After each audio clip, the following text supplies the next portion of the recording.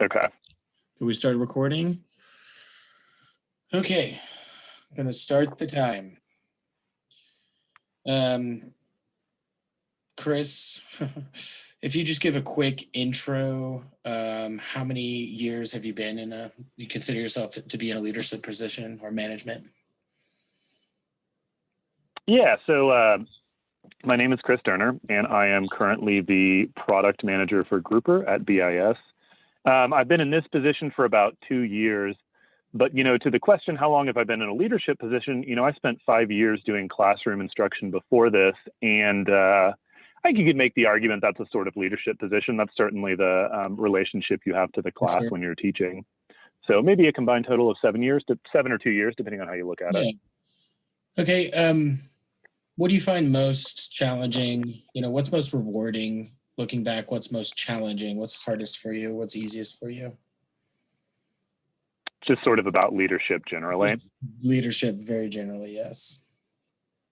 Yeah, I mean, I guess the answer to that is going to depend on your leadership style, right? I tend to be a consensus builder. And so, the most challenging part of doing consensus-based leadership is actually arriving at a consensus, right? And it requires a lot of management of interpersonal relationships and a good sense of what people's true investments are, even when they're not articulating. It requires more of a commitment to process and to making sure that everybody is heard, even if you've got a conclusion that you want people to get to in the end.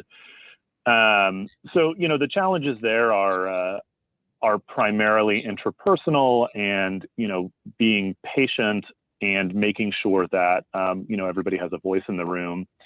The rewards, of that style of leadership are, once you've spent a little bit of time, building trust with a team, it can be very, very easy to run things, and it can be very, very, you can get stuff done very, very quickly. People, when you do consensus-based leadership, people tend to take on more autonomy, and they tend to become better decision makers themselves about what sorts of things should happen.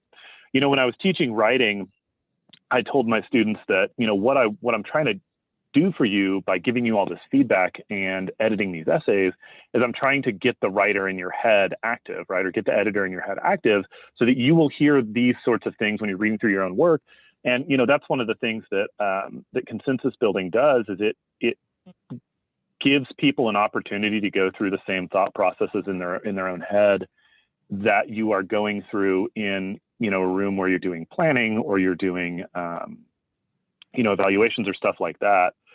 So yeah, it's sort of to recap, the challenges of the particular style of leadership that I find best takes a lot of patience. It takes a lot of care and, emotional intelligence.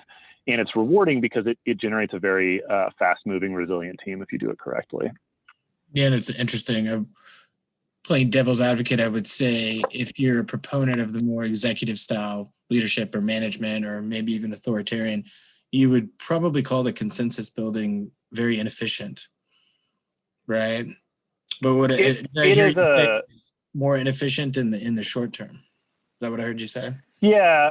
Well, the other thing that sort of assumes is that anybody can take on any leadership style, which I can't, right? I don't do well with executive leadership. I have no desire to lead that way. And so, for somebody else, executive or, top down or what you call in instruction ex cathedra might be more effective. It's not for me. I know that it's not because, spending 5 years in the classroom gave me a good sense of how I relate to other people, especially in groups. But the other thing I'll say about that is, sure, efficiency is an interesting way of looking at your relationship to the people around you. Obviously, if you're asking questions about running a business, you're trying to get, as much valuable work done as possible in a small amount of time. But, I think that what you sort of hinted at is exactly right, that, if you're playing the long game, building people who are able to take responsibility, to make good decisions on their own, to sort of internalize the goals of the organization without having to be told what to do, that's a lot more valuable long term than simply telling people what to do and expecting them to do it. Right. So with the second question, Chris, you answered the next 3 or 4 questions. It was about management style and the difference between blah, blah, blah, blah. So we're going to skip around here. I mean, I know you said consensus building is an effective way to motivate teams, but can you think of another, in your leadership style, another tactic you find useful to motivate teams?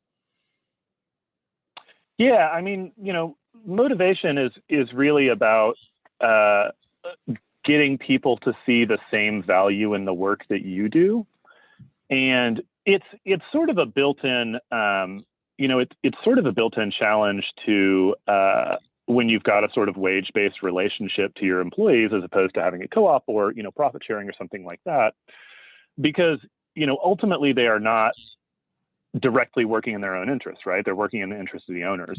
So you have to sort of focus people on either the inherent value of the work or the value of the work for, either the people around them or something they care about, right? Right. So, when I was teaching, the way I would get people motivated about it is by saying, listen, this will give you tools. This is what you can do with this. This is how this, helps you understand other things. And, in a more corporate setting, you have to, provide continuous feedback. You have to be, sort of open with your praise. You have to, anytime you hear something good or you hear a positive effect about what people are doing, you pass that on to the team, because, people generally do good work for fundamentally social reasons. And so making sure they understand the impact they're having on the social networks around them, or many people do it that way. That's the other thing, is people have a lot of different intrinsic motivations. And so I say that because the teams that I have worked with tend to be socially motivated. I don't know if that's coincidence, or if that's, I tend to draw people to my teams that have a similar set of motivations to me. But, for people who are socially motivated, make sure that that the social impact of their work is clear. For people who are motivated by money, which do not tend to show up on education teams, you would probably want to do that motivation through a compensation structure. For people who are motivated by, like developers are frequently motivated by solving problems, you want to make sure they have an interesting set of problems and the right problems. Right. So I guess that I started off by saying, I do it in one way, and that's mostly true because that's what I've encountered. But motivation is about lining up the work to the reward structure that people respond to, and then sort of building that to where, for that person, the work is rewarding. Yeah. It assumes you have an understanding of the people you're working with too. Right. Well, if you do consensus-based leadership, you have to, or else you won't be able to lead. Okay, here's kind of 2 questions that are somewhat the same, but conflicts within a team that you're leading or a part of, and or team members not meeting expectations. How do you handle that in your leadership style? Yeah, so conflicts is, there are different types of conflicts. There's a bunch of different hierarchies of or taxonomies of conflict, but one of the ones that's most useful to me is relationship-based or task-based conflict, right? Yeah. Task-based conflict is about what's the best way to do this. Should we do this in way A, or should we do this in way B? And that's actually relatively easy when you're doing consensus building. That's relatively easy to deal with, especially if you've got a good solid foundation of communication, because then you just lay out your different opinions.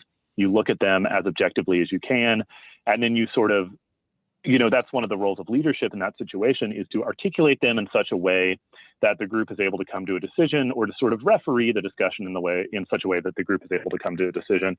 And, you don't reach a lot of sort of hard walls when you do that. If you do, that's when you have to say, like, okay, let's just try it this way, try it this way because we have to pick a way and see what happens. And if people generally feel like they're heard, even if they don't get their way, it doesn't generate, the conflict doesn't carry on with the team. Yeah. To deal with relationship-based conflict, it really is about getting people to understand where other people are coming from And you sort of have to do that, you have to do that both individually and as a group. So individually, if there's relationship-based conflict between two team members, you can talk to them individually and say, hey, I think this is where the other person is coming from, and even if they're not going to see it from that other person's point of view, at least making them aware that there is a point of view there, and then sort of being careful to mediate during discussions so that things don't sort of get out of control. Relationship-based conflict can be, something as simple as they don't know each other well, but it can also be just because some people don't like each other. Some people have different styles of interacting. Some people don't get along. And so you have to do a little bit of sort of mediation or, keep things light, make a joke. There's a bunch of different individual strategies, but generally it's making sure that the conflict stays local and, making sure that it doesn't ever get above a certain level. So that's my answer to conflict, and as for, how to deal with team members and expectations, you cannot address the fact that somebody is failing to meet expectations without understanding why. You have to figure out, is it because they're not a good fit for the position? Are they not interested in the position? Are they dealing with something in their personal life? Are they,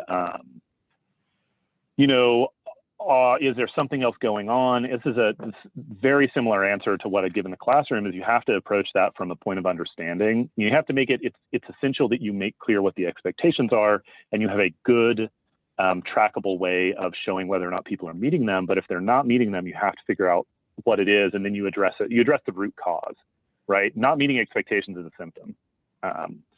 So, and once you figure out what the root cause is, generally the symptom goes away. Okay, we're getting towards the end here, but last two questions. So, who would you consider a mentor that kind of helped shape your initial view on leadership, and maybe it's changed over time? Maybe there's a couple set of mentors, but can you think of somebody who you're modeling yourself after, or a set of people? Yeah, I mean, a good friend of mine, his name is Luke Pratt. He was a captain in the Army, and he's an emergency manager for the state of Oklahoma. He's a very deliberate thinker about management styles and about what works and what doesn't work. And so a lot of him and I have sort of intellectual discussions about management because he runs a team as well. One of the other big influences in my sort of, my teaching style, which directly influences my managerial style, is a colleague of mine from my days as a German teacher named Nancy Boudreau, who was a teacher for 40 years and did a very good job of sort of giving me a good understanding of the basics, be consistent, do what you say, talk to people, hear them out, stuff like that. Okay. This is kind of an interesting question, but so you have a role that you have at BIS, you're a product manager, you bring a certain style. There's probably something about your style that's working. You're there. You're being effective, assumingly. If you had to sit down and hire your replacement, who would come in and be just as effective as you, what would be the number one or two things you would try to look for from a leadership perspective?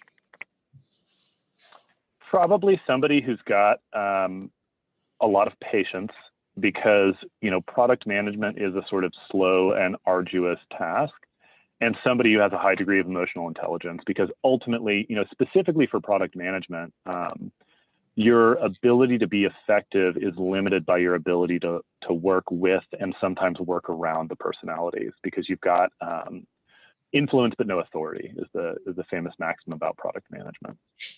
So, number one, patience. Number two, emotional intelligence. Okay, great. Hey, Chris, thank you for your time. Appreciate all the. Yeah, absolutely. Thank you. Talk to you later. Yep. Bye, Patrick.